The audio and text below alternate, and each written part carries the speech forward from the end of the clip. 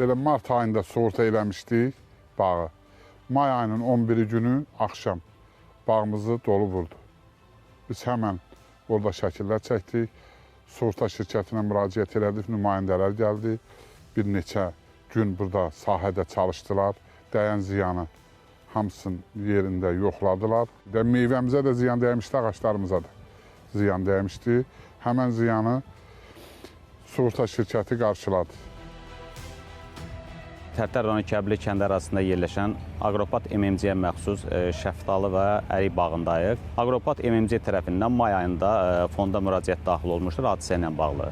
Fond tərəfindən müstəqil ekspertin sahəyə təhkim olunması həyata keçirilmişdir. Sahədə baxış keçirilmiş, dəyən zərəri hesablamışdılar. 321.602 manat hesablanaraq sığortalıya ödəniş edilmişdir. Aqrar sığorta fondu olaraq 41 adda məhsul sığortalayırıq. Təminatlara daxil olan növlər hansı ki, şaxta vurmadır, doludur, fırtına, qasırğa, sel su basma, üçüncü şəxslərin hərəkəti və yanğından bağlı təminat verilir. Bağla bağlı Aqrar Sığorta Fondu son günlərdə qədər 1,5 milyon manat məbləğində sığorta ödənişi həyata keçirilmişdir. Növbəti aylarda artacağı gözlənilir.